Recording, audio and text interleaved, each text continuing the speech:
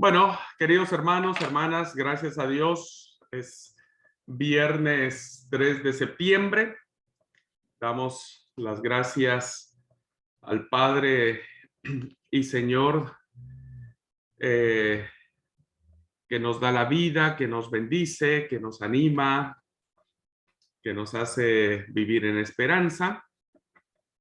Y que bueno, estamos ya preparándonos para recibir el día de reposo y la verdad que no sé ustedes, pero es el día que uno más disfruta espiritualmente. Sé que hay muchos pastores que es el día en que más se trabaja, en que uno llega muy, muy cansado a casa. Muchos líderes hacen actividades y bueno, a veces no hay mucho descanso físico, pero me parece que siempre hay la satisfacción de haber sentido el servir a Dios y creo que eso es una gran bendición. Bueno, vamos a orar, hermanos, vamos a pedir a Dios su bendición en esta mañana. Quisiera pedir que alguien abriera su micrófono y que pudiese orar.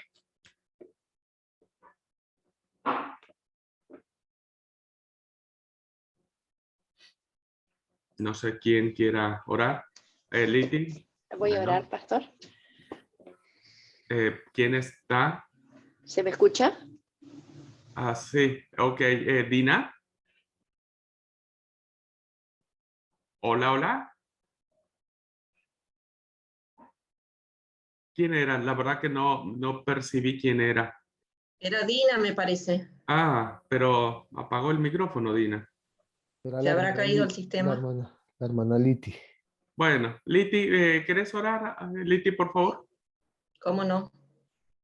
Buen día a todos. Padre nuestro que estás en los cielos, Padre bueno, en esta hora levantamos nuestra voz hacia ti porque tú nos has levantado una vez más, nos has cuidado, Señor, hemos podido descansar y ahora en este tiempo hemos decidido nuevamente separar para estudiar de tu palabra. Señor, te damos muchas gracias por ello. Pedimos, Señor, que tú nos concedas claridad y nos des sabiduría, nos des entendimiento para poder captar aquello que se nos va a enseñar. Te pido, Señor, que estés con el pastor Abraham, que lo ilumines, que lo bendigas, Señor, que siempre nos enseña, nos estimula, nos forma, Señor, de acuerdo a tu voluntad y lo valoramos en tu nombre.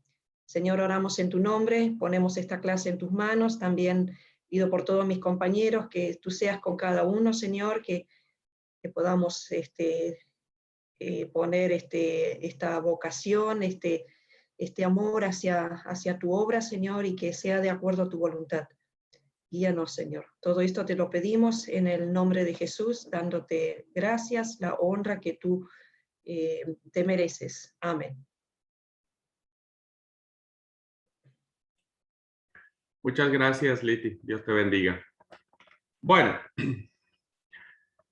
hoy en esta clase, solo tenemos una hora hoy, vamos a analizar algo que es muy, muy importante y que me parece que también es muy actual, que tiene que ver con la parte social y política en la que se desarrolla no solo el texto bíblico, sino también la ética del pueblo, la reacción del pueblo, y lo más importante es ah, el peso que le da, la importancia que le da el Señor Jesús a esta realidad sociopolítica. Y me parece que nosotros no vamos a poder vislumbrar este actuar, ¿no? Esta postura, diríamos, sin tener muy en claro y tener plena conciencia de cómo en el texto bíblico, en el Antiguo Testamento, se hace o se echa de ver esta acción, ¿no? Esta acción que a veces nos confronta a los cristianos del siglo XXI, esta acción que, que es valiente, pero que también es una acción que nos hace profundizar en lo hondo del corazón, las verdaderas motivaciones que nosotros tenemos para con el prójimo, para con el otro, ¿no? Y pienso que a veces nuestros modelos de cristianismo están basados siempre en nuestros egocentrismos espirituales. Pienso que nuestros modelos de ser cristianos están basados siempre en la postura de decir, bueno, si estamos cómodos, si nos sentimos bien, es suficiente. Y pocas veces somos desafiados, pocas veces somos confrontados a mirar hacia alrededor y meternos en un punto que yo aprendí en algún momento de la vida. De religión y de política nunca se habla en una charla, ¿no? En un encuentro. Eh, pero me parece que quien acuñó esta frase, ¿no? Es una realidad. Vos te metes en una charla y hablas de política y de religión, terminas enojado, terminas encontrado con las personas. Es decir, tiene razón quien acuñó la frase. Sin embargo, me parece que quien la acuña, ¿no? Está muy lejos, muy lejos de conocer lo que el texto bíblico dice al respecto y la manera tan fuerte y tan poderosa que tiene para fijarse en este tipo de aspectos.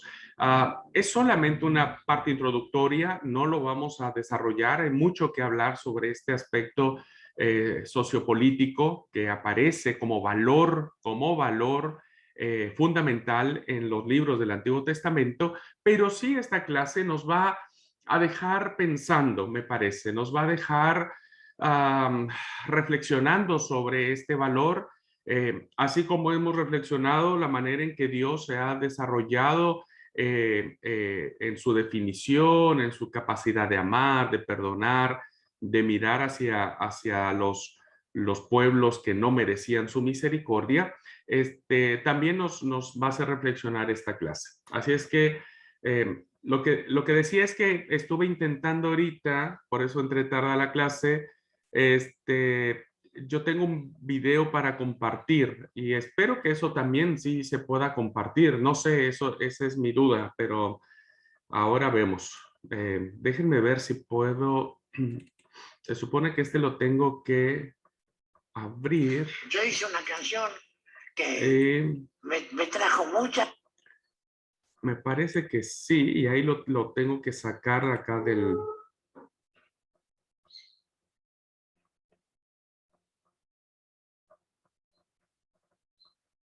Bueno, vamos a ver. Voy a compartir la pantalla. Ah, sí, aparece acá. Ojalá se pueda ver. Bueno, voy a compartir primero la pantalla y... Bueno, nos quedamos entonces en esta reflexión muy interesante de un dato curioso que tenía que ver con que cuando se trata de inspirarnos en alguien, ¿no? De hombres y mujeres de carne y hueso, el Nuevo Testamento no desdeña esta parte de la impronta personal, sino que los pone como modelos en el Salón de la Fama de los héroes de la fe y de las heroínas de la fe, y que me parece, ¿no?, que siguen siendo, como dice Hebreos, una nube grande de testigos. Y hoy nosotros también formamos parte de esa nube grande de testigos. Bien, ahí nos quedamos. Estoy solamente diciendo que fue la última idea que tuvimos la clase pasada. Bien, la dimensión sociopolítica, que es algo que aparece dentro del texto bíblico.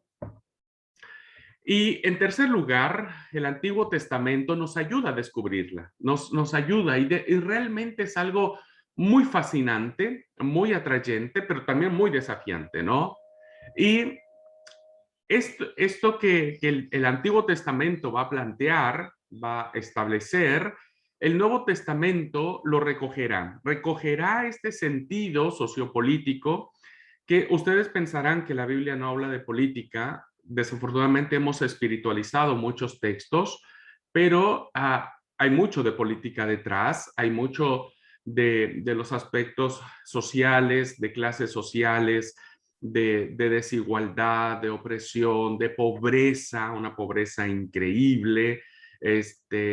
Hay dentro del mismo pueblo de Israel, ¿no? Hay estas castas que se van organizando, ¿no? Y hay un fenómeno que se da mucho que tiene que ver con la riqueza, ¿no? La riqueza en donde todos empezaron, recuerdan cuando cruzan el Jordán, todos empiezan bien, cada uno toma el territorio que le corresponde, pero conforme pasa el tiempo, unos son más vivos que otros, y ahí se empiezan a armar las famosas desigualdades sociales, que tienen que ver básicamente con las riquezas que van acumulando.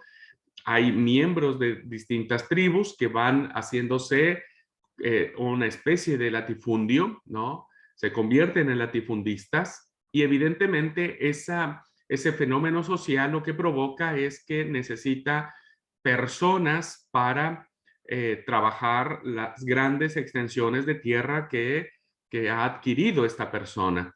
Y entonces el que tiene las tierras produce y la ganancia es para él, el que tiene que trabajarlas tiene que ajustarse a lo que el patrón le da. Entonces hay mucho de esto, ¿no? El mismo Señor Jesús nace en un ambiente socialmente carenciado, en una ciudad demasiadamente pobre, ¿no? La carpintería no era una profesión valorada. Hoy a lo mejor decimos, un carpintero nos hace lindos muebles y nos gustaría, ¿no? Tener siempre un carpintero de cabecera. En la antigüedad, este tipo de profesiones no eran tan valoradas, ¿no? Eran muy menospreciadas y Jesús se desarrolla en este ambiente de opresión, de pobreza. Es muy probable que el Señor haya tenido que viajar a Galilea con José su padre para poder buscar trabajo, para poder ganarse unas monedas. Es muy probable que el Señor en su niñez, en su adolescencia, haya sido objeto de descubrir la parte terrible que tiene que ver con aquello que no alcanza, que no da, ¿no? Que el trabajo no es bueno y que, bueno, no vivían con los lujos y las comodidades que las grandes élites de los sacerdotes del templo tenían.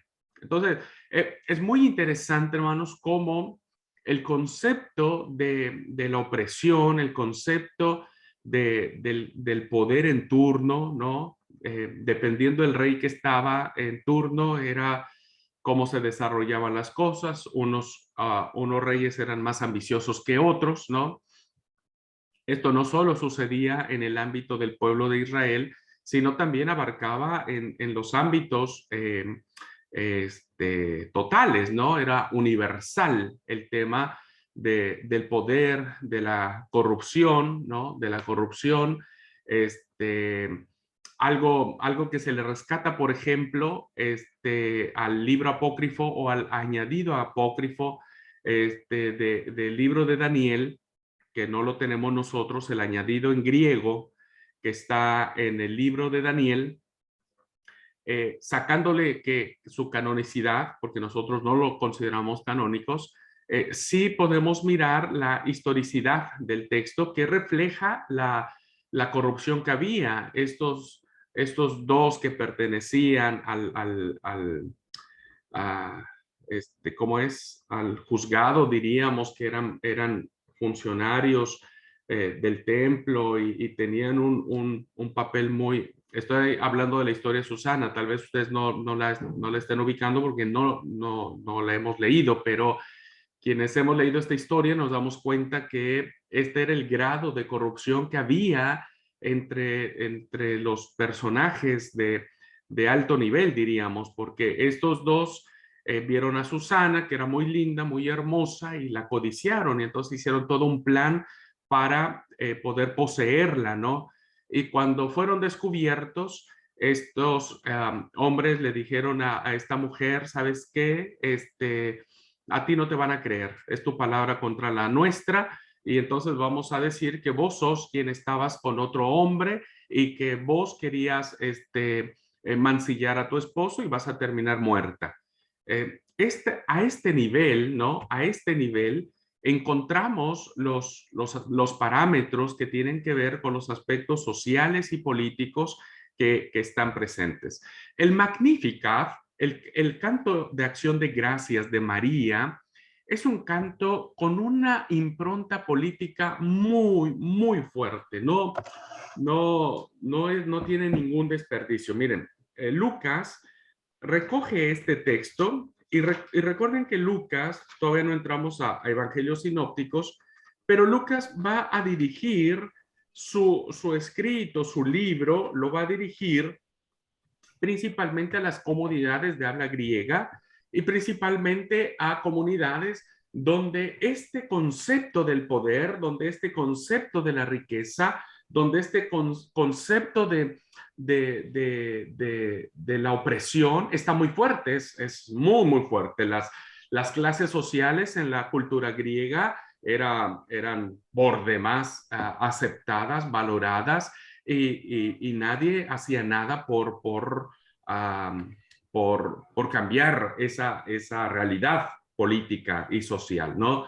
Entonces, el Magnificat, ¿no? Que es una canción que se le pone en labios de María cuando va a visitar a su prima Elizabeth, es excepcional, es realmente con una fuerza, con una impronta muy grande. Vamos a leerlo, vamos a disfrutar el canto de acción de gracias que aparece en labios de María, que Lucas lo plantea y no pierdan de vista a quién va dirigido, o sea, el auditorio al que va dirigido. En el capítulo 1, versículo 46, voy a leer en Reina Valera. Entonces María dijo, engrandece mi alma al Señor, y mi espíritu se regocija en Dios mi Salvador, porque ha mirado la bajeza de su sierva.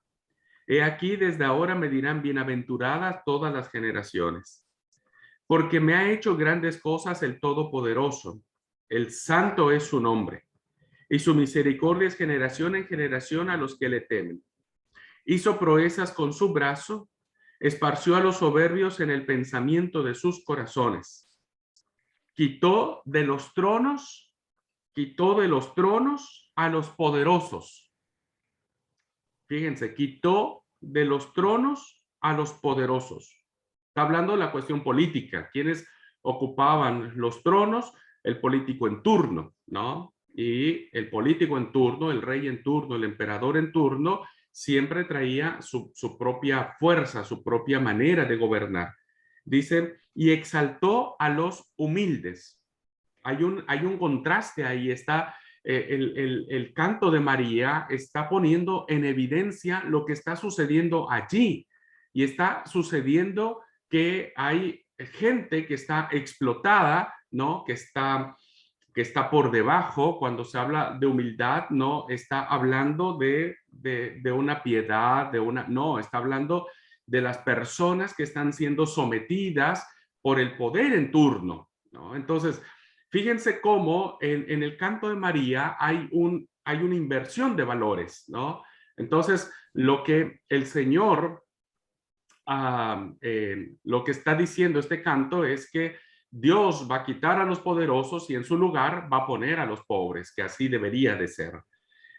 Y el 53 dice, a los hambrientos colmó de bienes.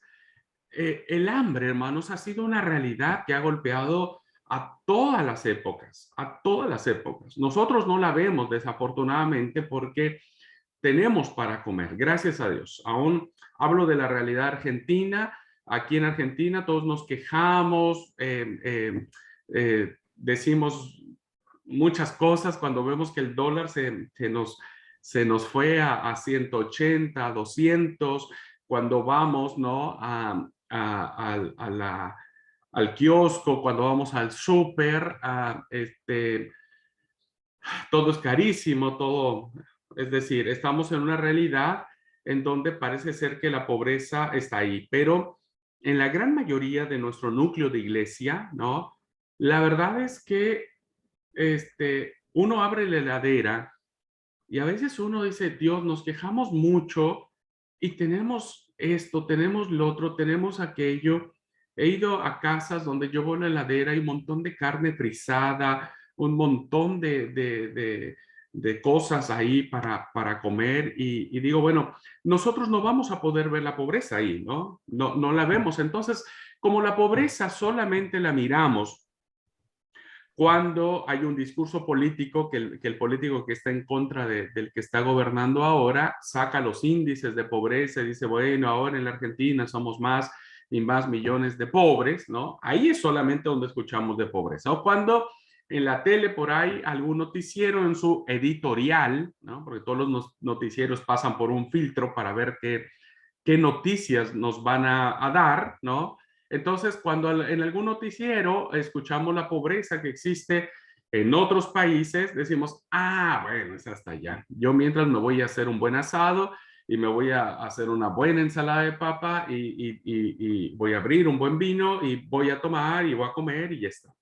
Fíjense que en este canto, ¿no? Hay una denuncia muy grande hacia los pobres. Es decir, la denuncia es que la pobreza era parte de esta consecuencia de las políticas que los gobernantes en turno tenían, porque fíjense ustedes, hermanos, que políticamente los pobres siempre han sido muy redituables a la hora de votar, ¿no? Porque ¿qué es lo que pasa a un político cuando llega a la campaña, ¿no?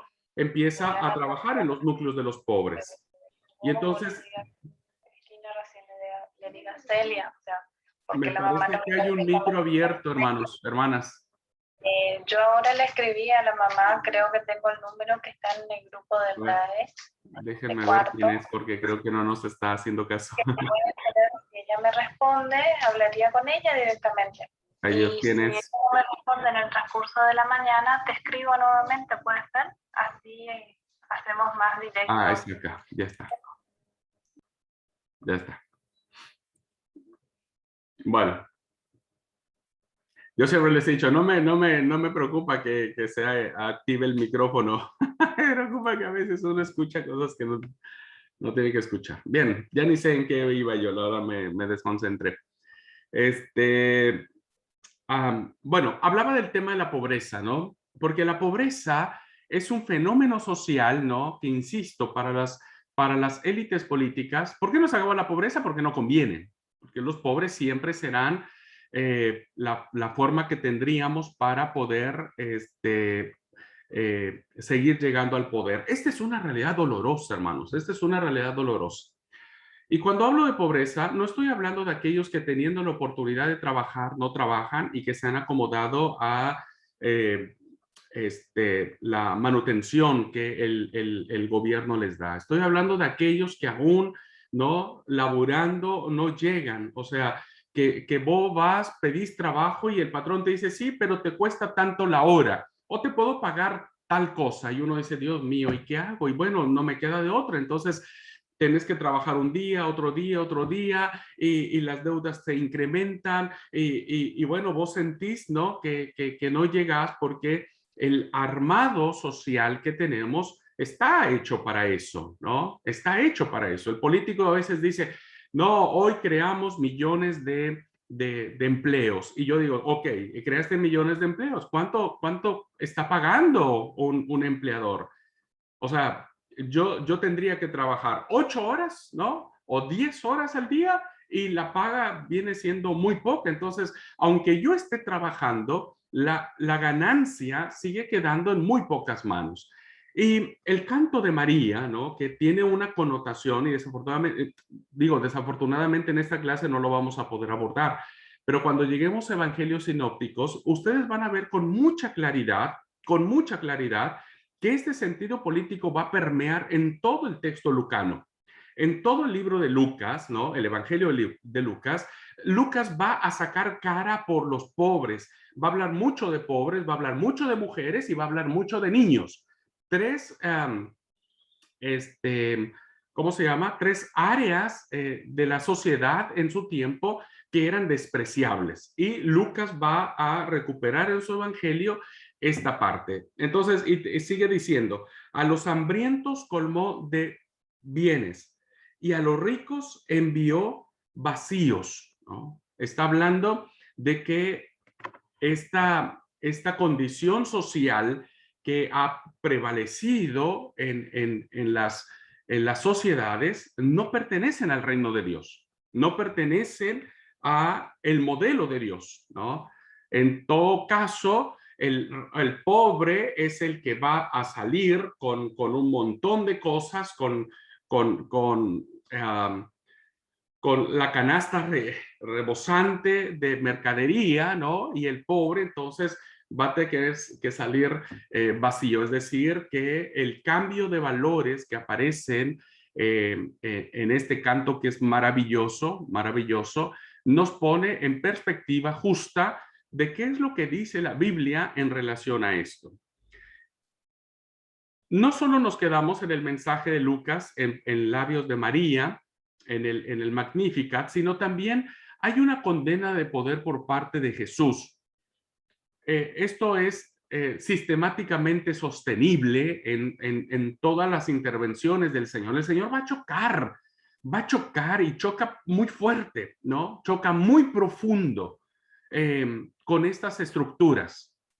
Choca muy profundo. Jesús es alguien que no se queda callado, es alguien que señala el error, es alguien que trata de cambiar la realidad política de su entorno, ¿no? Que eso es algo muy importante. Jesús no termina con todos los pobres de su tiempo. Jesús no sana a todos los enfermos de su tiempo. Sin embargo, en la influencia que él ejerce a su alrededor fue tan significativa que hace pensar que el Señor nunca estuvo ajeno a esto. No se hizo, perdón la expresión, pero como decimos en muchas partes, no se hizo de la vista gorda, ¿no es cierto? Como hoy muchos podríamos hacernos, como hoy muchos líderes evangélicos toman en eso, porque muchos que están muy acomodados al poder, que caminan en los palacios de los reyes, ¿no? Y que evidentemente eso hace que su crítica no pueda llegar de una manera total y absoluta. Jesús será el modelo donde él va a criticar de una manera radical a los ricos egoístas. Jesús no condena la riqueza como tal. Ojo con eso, ya creo que en algún momento lo explicamos. La riqueza no está mala. Lo que está Jesús confrontando es al rico egoísta. ¿Viste? Esa es la diferencia. Al egoísta, al que quiere todo para sí, al que hace su fortuna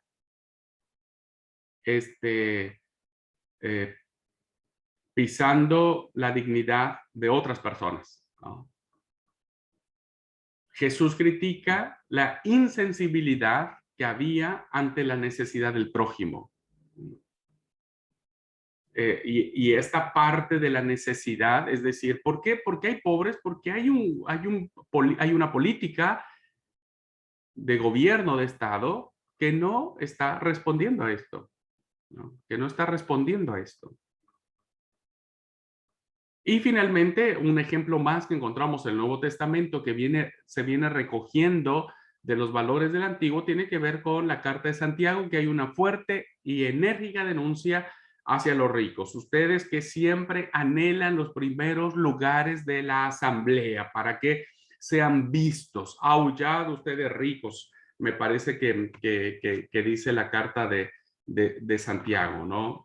¿Por qué? Porque evidentemente, hermanos, esta parte de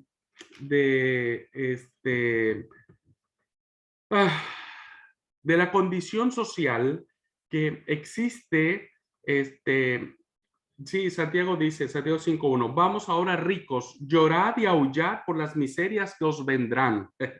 Vuestras riquezas están podridas y vuestras ropas están comidas de polilla. Estoy leyendo Santiago 5:1, 3, versículo 3. Vuestro oro y plata están enmohecidos, y su moho testificará contra vosotros, y devorará del todo vuestras carnes como fuego. Habéis acumulado tesoros para el día postrero.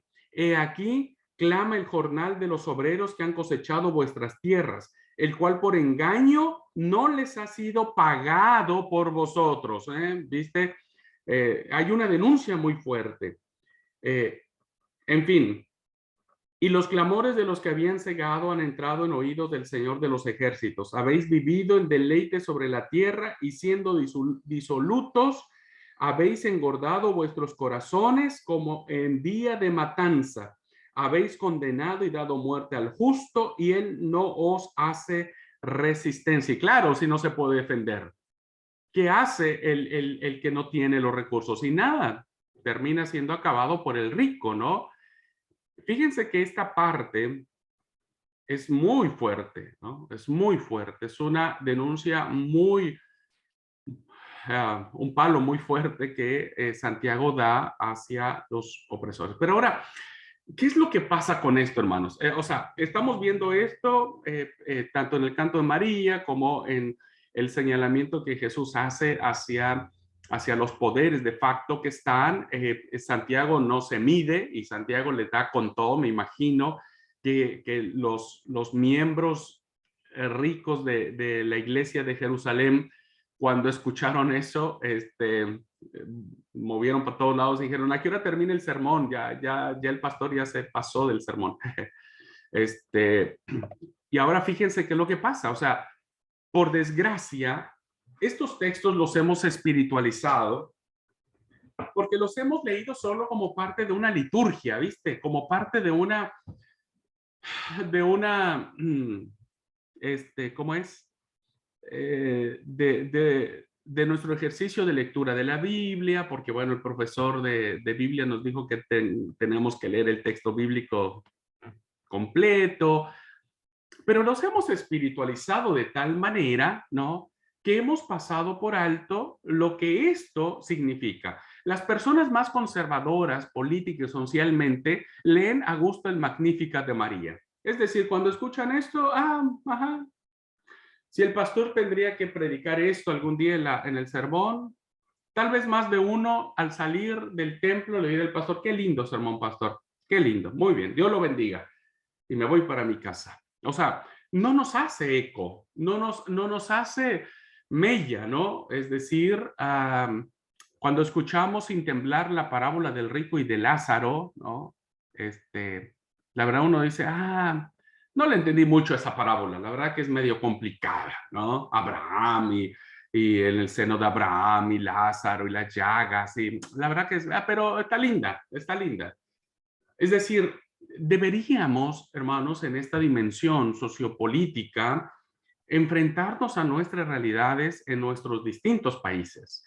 Porque en Argentina, en Colombia, Venezuela, ¿no?, en cualquier lugar donde estamos en esta condición de pobreza, de desigualdad, de falta de recursos, de que la estamos peleando y de que a veces nosotros nos quejamos solamente por quejarnos, porque hay mucha gente que está peor que nosotros, ¿no? Que Dios nos ha bendecido a todos, que tenemos casas lindas, que tenemos trabajos estables, que tenemos autos muy buenos, que tenemos muchas cosas, muchos recursos. Deberíamos de temblar un poquitito, hermanos, en el buen sentido. O sea, no condeno a nadie en lo absoluto, ¿no?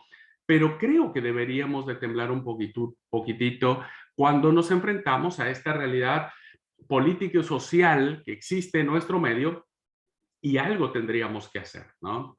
Para superar esta postura tan errónea en la que están en juego el hambre y la sed, en lo que está en juego todo esto, el trabajo y la esperanza de millones de hijos de Dios y hermanos nuestros que la pelean, que la verdad sé que hay muchos hermanos que no la pasan bien, ¿no? El Antiguo Testamento cumple una función esencial despertando nuestra conciencia. Y eso es uno de los valores que encontramos nosotros al leer el Antiguo Testamento. Si nosotros no leemos el Antiguo Testamento, hermanos, no vamos a despertar esta conciencia.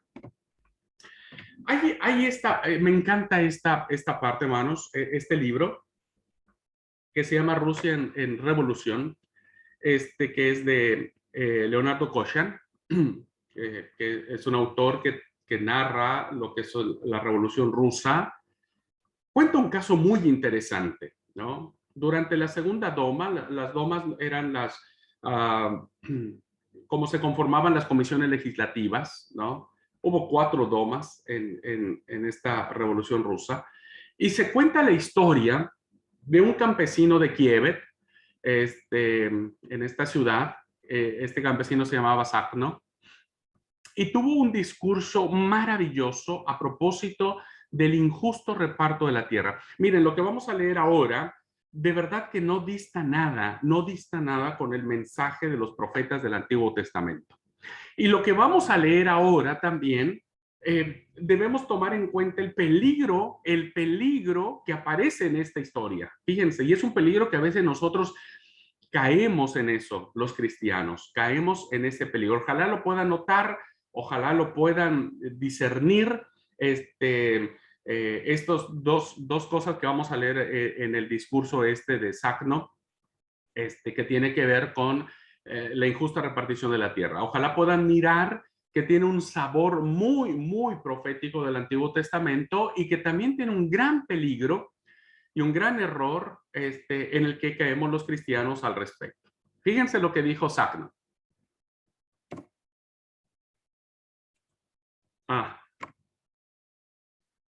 Los sacerdotes, hablando de la Iglesia Católica, diríamos, cuando hablan en la iglesia los campesinos pobres, fíjense, el poder religioso, ¿no? Cuando hablan en la iglesia a los campesinos pobres, dicen, no corráis tras los ricos, no pidáis tierra para vosotros.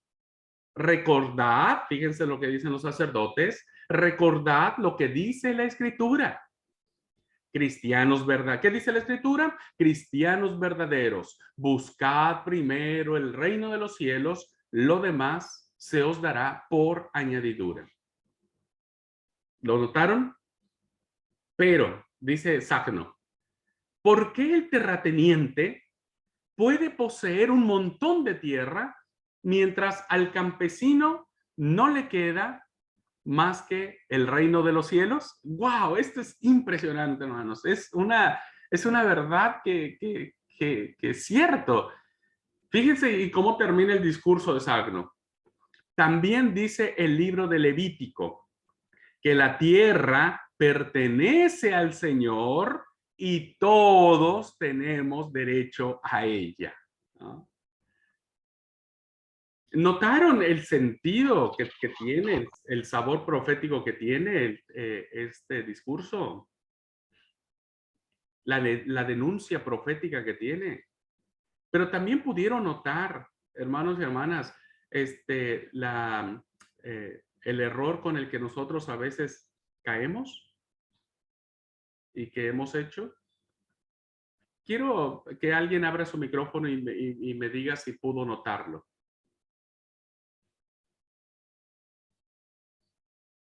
¿Alguien quiere compartir? Ayúdeme. ¿Quién quiere comentar si pudo notar estos dos aspectos que les dije?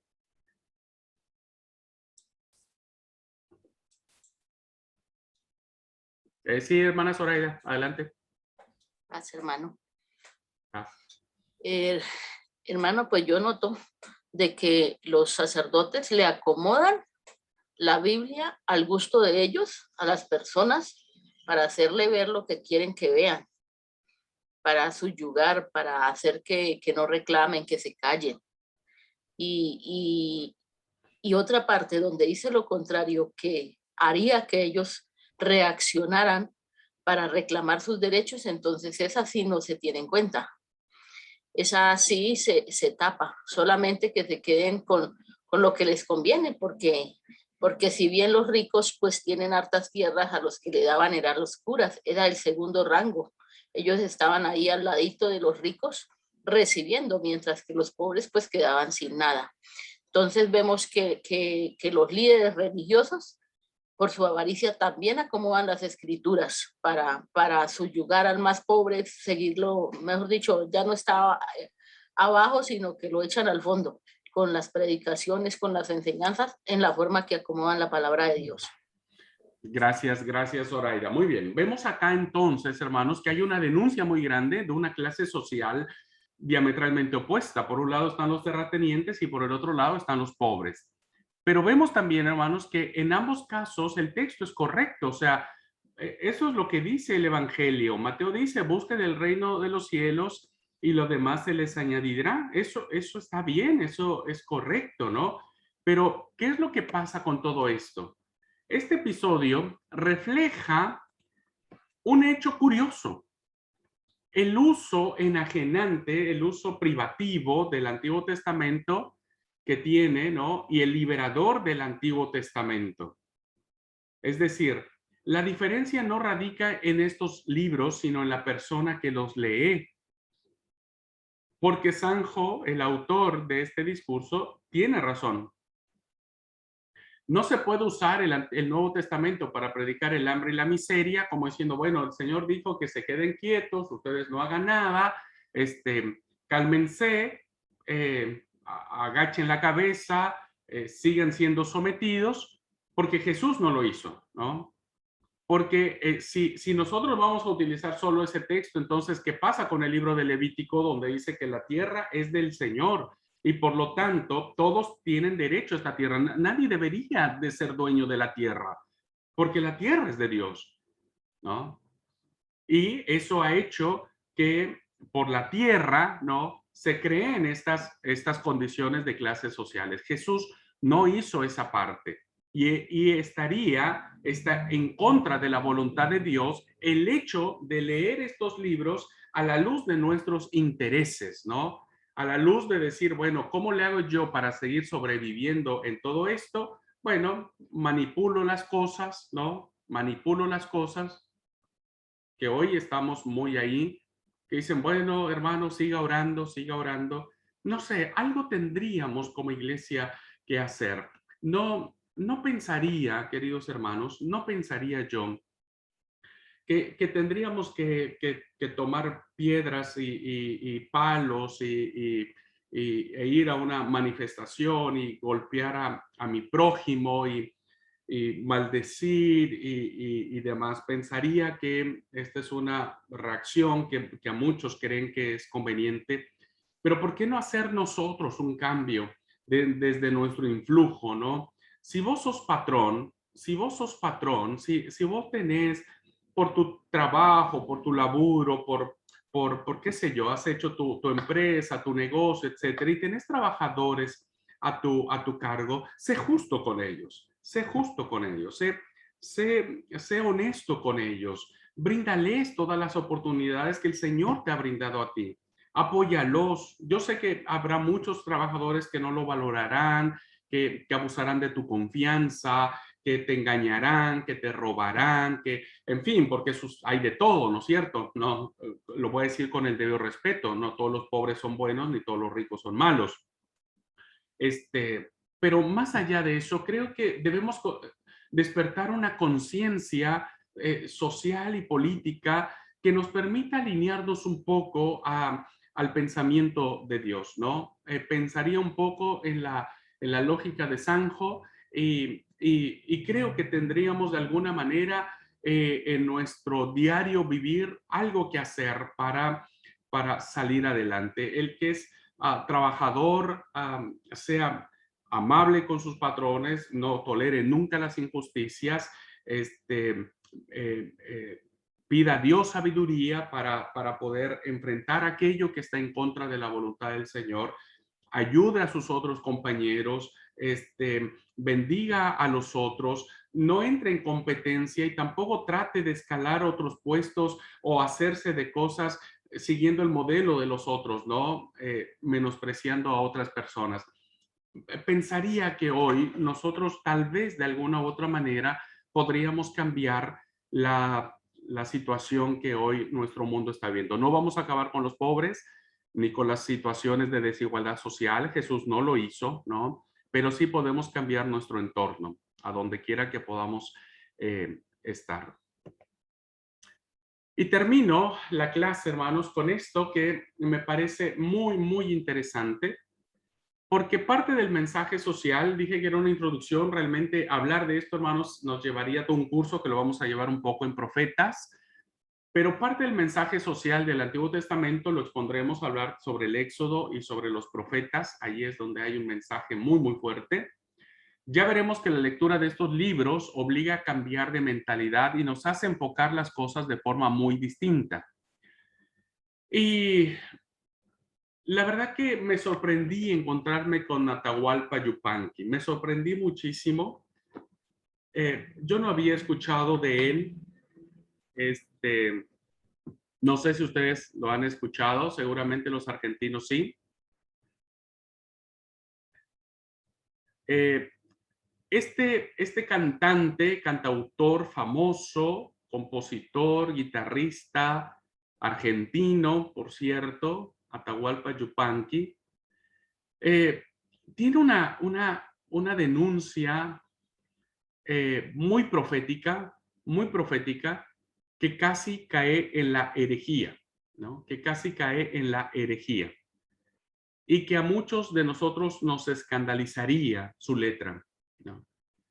Hay una parte en esta canción que quiero ponérselas, espero que se escuchen, pero hay una frase que si ustedes la leen con detenimiento, suena una herejía muy fuerte, pero tiene un sentido tan profundo, hermanos. A mí me impactó y en estos últimos días he estado escuchando a Atahualpa Yupanqui.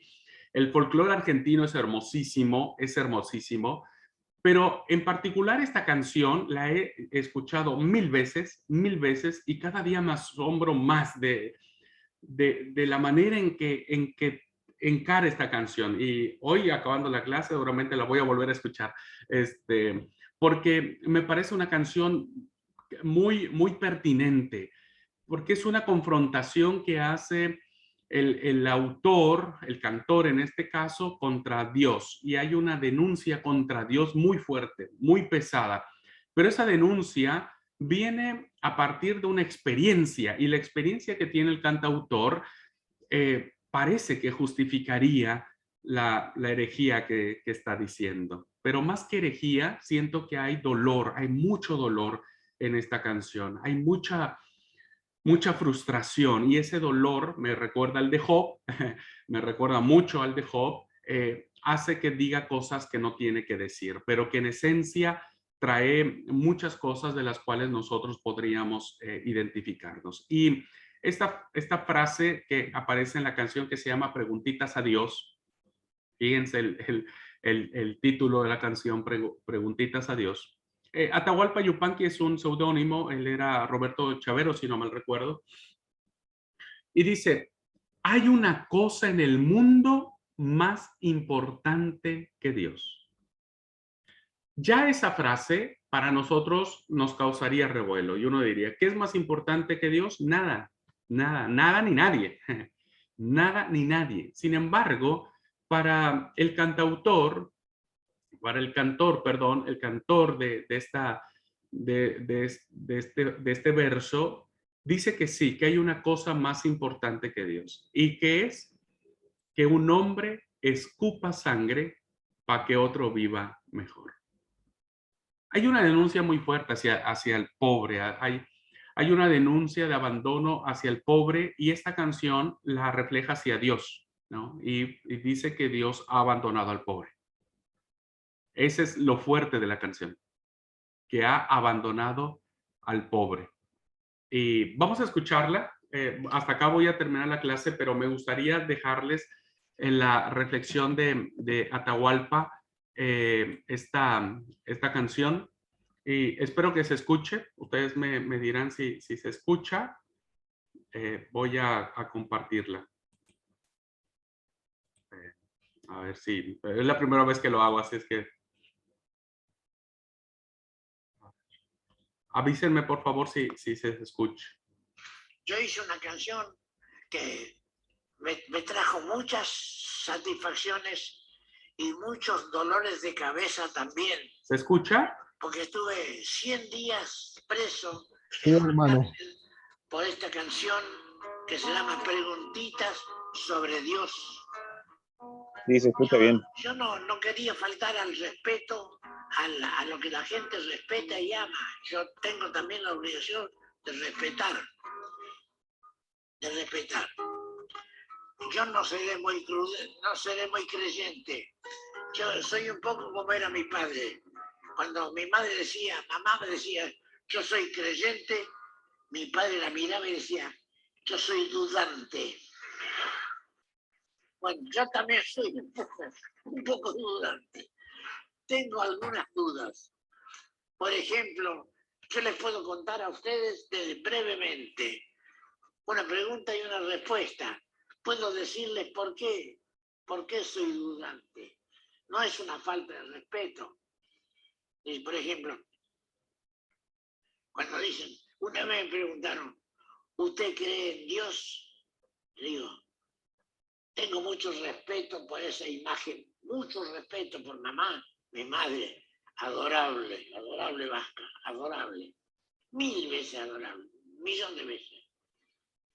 Pero yo tengo mucho respeto por la imagen de Dios. Pero, no sé, tengo también una duda que quisiera aclararla. Que una vez que termine mi duda, yo puedo entonces recién rendir mi homenaje a Dios. Pero mientras tanto, permítanme que yo tenga silencio, un silencio. Dice, ¿cuál es su duda? La duda mía es muy sencilla. Yo no la puedo explicar, pero es muy sencilla. Usted me pregunta, no sé, es un señor sacerdote, amigo mío, me dice, ¿usted cree en Dios? Le digo, tengo un gran respeto. Dice, ¿cuál es su duda? Se la voy a decir. Usted me pregunta si yo creo en Dios. Ahora, yo a mi vez me pregunto, ¿Dios creerá en mí? Un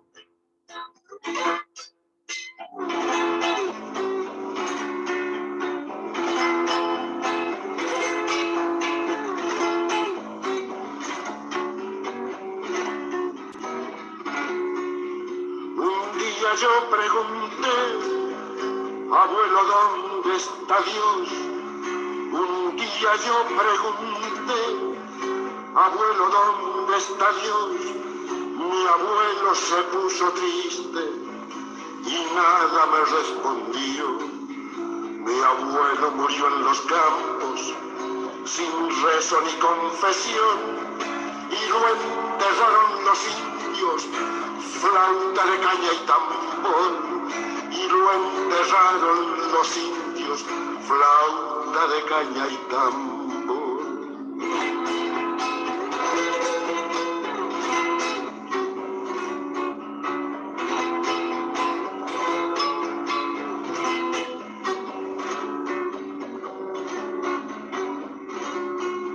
Al tiempo yo pregunté, Padre, ¿qué sabes de Dios? Al tiempo yo pregunté, Padre, ¿qué sabes de Dios? Mi padre se puso serio y nada me respondió. Mi padre murió en la mina, sin doctor ni protección. Color de sangre minera tiene el oro del patrón, color de sangre minera tiene el oro del patrón.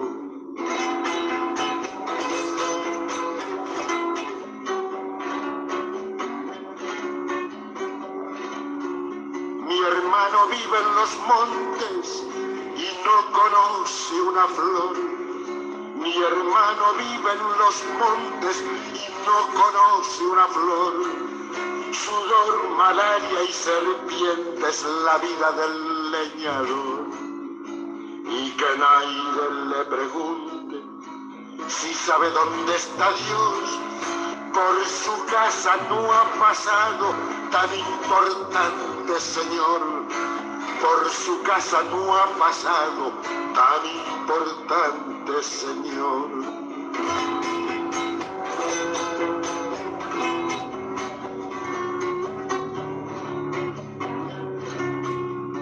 Yo canto por los caminos y cuando estoy en prisión, yo canto por los caminos y cuando estoy en prisión, oigo las voces del pueblo que canta mejor que yo.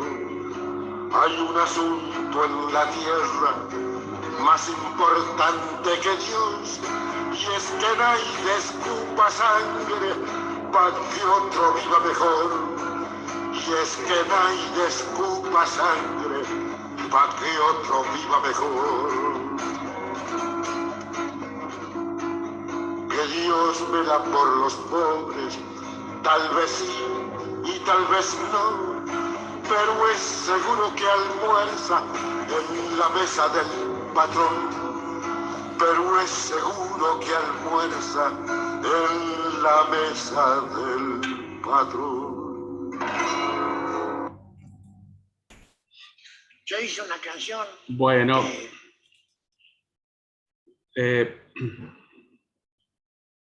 realmente tiene una profundidad esta letra que refleja básicamente el sentir de los pobres, ¿no? Es la historia donde dice el abuelo, ¿dónde está Dios? Y no le contestó y terminó muriendo solo, ¿no? Sin cura ni confesión. Le preguntó a su padre, ¿y dónde está Dios? Se puso serio, no le contestó y terminó muriendo en las minas del patrón, ¿no? Allí, en la pobreza total, absoluta. Le preguntó a su hermano y le dijo, ¿dónde está Dios? Y dijo, bueno, acá solamente tengo malaria y serpiente, las condiciones más duras que puede tener alguien, y por acá no ha pasado tan importante, Señor. Y él mismo después reconoce que estando en la cárcel se hace la misma pregunta, ¿y dónde estás, Dios? ¿No? Y por eso dice, hay una cosa en el mundo que es más importante que Dios. En esta versión dice que nadie escupa sangre para que otro viva mejor. Todos escupimos sangre para vivir mejor nosotros, para estar mejor nosotros, para pasarla mejor nosotros. Trabajamos para que nosotros y nuestros hijos tengan un mejor futuro, pero nadie escupe sangre para que otro, distinto a nosotros, también pueda vivir mejor. Nadie. Y esa es la denuncia que hace el cantor, ¿no? Que a mí me cala en lo profundo y termina con esta herejía que, insisto, que puede sonar a la blasfemia de Job, pero nace de un corazón ahogado por saber dónde está Dios. Y el cantor termina diciendo, ¿Dios se interesa en los pobres? Y la respuesta es tal vez sí, tal vez no. Pero lo que sí estoy seguro, dice el cantor, que se sienta a almorzar a la mesa del patrón. Es decir, creo que Dios está más con los ricos, creo que Dios está más con ellos, con esa persona, ¿no? Que es finalmente la frustración con la que termina alguien, ¿no? Que buscando encontrar respuestas en todas sus generaciones, no termina encontrándolas. Esta dimensión, hermanos, que toca básicamente con nuestra realidad social y política, el Evangelio de Jesús es transformador, pero este Evangelio trae sus orígenes a la luz del mensaje profético, a la luz de la igualdad que se proclama en la antigüedad. E insisto, me parece de suma importancia el hecho de recuperar estos valores que están dentro de los textos bíblicos y no sé, hacer una revolución en el muy buen sentido, ¿no? En el muy buen sentido en nuestro entorno. Y en palabras de Atahualpa Yupanqui, Dios nos ayude a escupir sangre para que otro viva mejor. Dios nos ayude a ver en el otro la imagen de Dios. Que Dios nos ayude a que parte de nuestro esfuerzo sea para que otro viva mejor. Bueno, terminó aquí la clase. Muchas gracias por su atención, gracias por su paciencia. ¿Alguien tiene alguna pregunta? Tenemos un minutito si gustan para poder compartir alguna impresión, alguna pregunta. Podemos hacerlo. Les recomiendo seguir escuchando a Atahualpa Yupanqui. Su folclore es hermoso. Ahora lo escuché en Mercedes Sosa. ¡Wow! ¡Qué hermoso! Mercedes Sosa para mí es maravillosa. Me encanta Mercedes Sosa. Y hay muchos cantautores que tomaron a las letras de Chavero. Se las recomiendo. Al que les guste el folclore y este tipo de música, maravilloso. Bueno, estoy haciendo propaganda acá al folclore argentino. ¿Alguien, hermanos, quisiera decir algo? Permiso. Sí, La Alan. verdad, muy buena la clase de hoy, ya con el tema de historia. siempre he visto el tema de la religión a través del tiempo, y siempre los sacerdotes eran el poder de todas las religiones, de la antigüedad como del presente, y realmente nunca lo tomé desde el punto de vista de lo que estaba explicando hoy, así que ahora voy a entender mejor otra vez la carrera entendiendo ese punto de vista, así que muchas gracias por la clase de hoy. Gracias a Dios, Alan. Gracias a Dios. ¿Alguien más? Betty. Buenos días a todos. ¿Cómo está, hermano? Muy bien, gracias a Dios. Me quedé sin palabras. Porque es la realidad de hoy, ¿no? A veces uno piensa, ¿no? Que, bueno, uno tiene que trabajar y ganar el pan de todos los días, está bien, ¿no es cierto? Pero qué lindo es esta parte que tenemos hoy.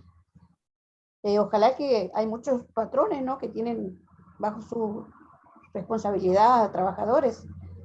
Y me gustaría que pongan una mano en el corazón y que piensen en los más débiles, en los más pobres, ¿no? Como usted dijo, la riqueza no es pecado, pero que cuando el gobierno, por política, ¿no? Ponga una ley y que el trabajador va a sufrir porque no le pagan una cuota que no es suficiente para vivir, ¿no? Teniendo hijos, teniendo todos las cosas que pagar, ¿no? Como necesaria, la luz, el agua, todo lo que va de impuestos, que se ponga una mano en el corazón y que ojalá que nosotros mismos le hagamos llegar, ¿no? A aquellos que son patrones y más hermanos en la fe, que puedan ver esto, ¿no? Y que Dios y Jesús tienen cuidado de los pobres. Porque dice, el sudor del pobre clama delante del Padre, ¿no? Que sea pagado lo justo y correcto, porque estuve pensando, ¿no? Y me emociono que no vamos a llevarnos nada de esta tierra. Sí vamos a llevar la compasión hacia el prójimo. Eso sí está delante de Dios, ¿no? Y que miremos desde como hijo de Dios de hacer lo correcto, para que estemos en agrado de nuestro Señor.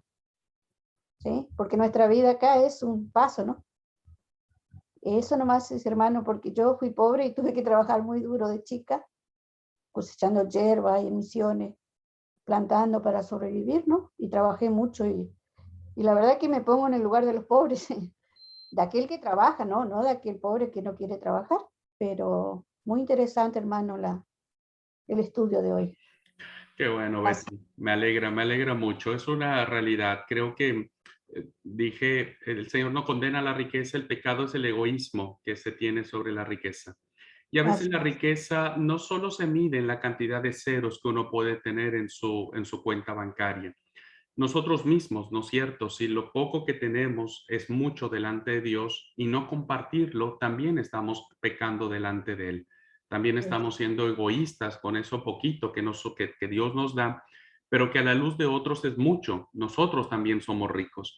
Y pienso que esto es una denuncia para todos, a todos nos pega, ¿no es cierto? Y creo que eso lo debemos a que Dios sigue obrando a través de su palabra con nosotros. Gracias, Betty, por recordarlo. Y, hermana Zoraida. Hermanos, pues a mí siempre que uno habla de esas, oigo hablar de esto, se me mueven las fibras del alma por todo lado. Aunque toda la vida he sido pobre, pero nunca hemos pasado necesidad. Siempre hemos tenido lo que hemos necesitado. En este momento miraba yo y decía gracias al Señor por su misericordia, porque yo me crié en una finca cafetera. Mis padres tenían finca cafetera. Por este tiempo era la cosecha de café y llegaba gente de todo el país a coger café. Eso es muy común aquí en Colombia. Y cada uno contaba dentro de su región las vivencias tan crueles que hacían los dueños de finca con la gente para robarles su trabajo. Cómo los tenían trabajando un mes y que al mes les pagó el jornal y lo que hacían era amenazarlos, si no se van los matan o los mataban para robarles su trabajo. Entonces eran cosas terribles. Pero también bendigo a Dios porque en esa finca donde me crié mi papi, nosotros éramos los únicos cristianos en la vereda. y allá la leche, la comida, todo lo que había el sábado, la gente iba a oír palabra de Dios porque les regalaran comida, porque Dios bendijo esa finca que daba comida de toda especie. Siendo una finca en tierra caliente, te daban tomates, que eso es de tierra fría.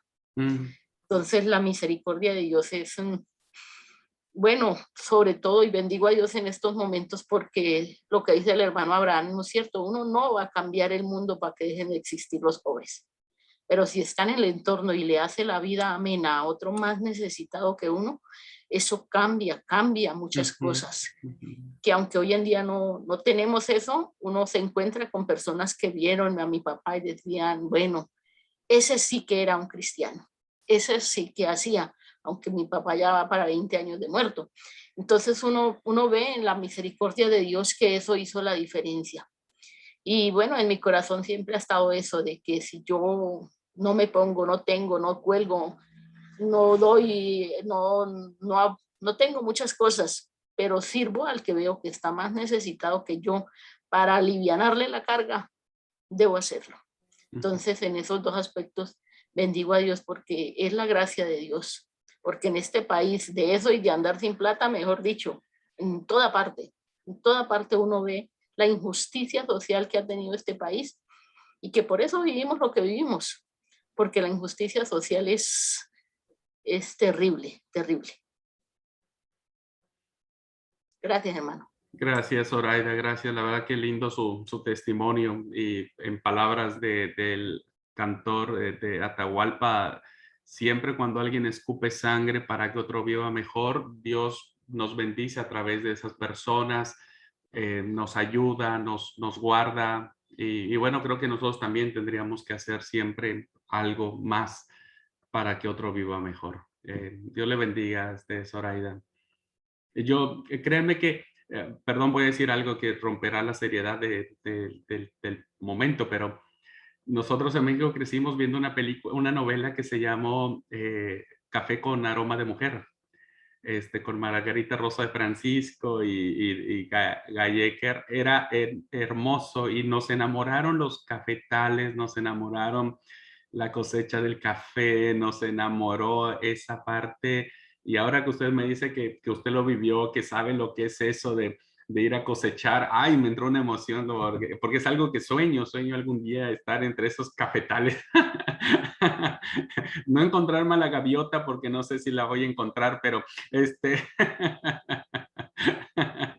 Ya la encontró, hermano, ya la encontró. No, sí, ella es mi regaviota, ¿no? Pero digo, a la artista, ¿no? A todo eso que está ahí. Bueno.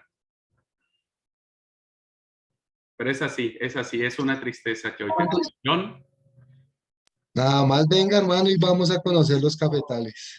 Vamos a ir, primero Dios. Primero Dios, vamos a ir.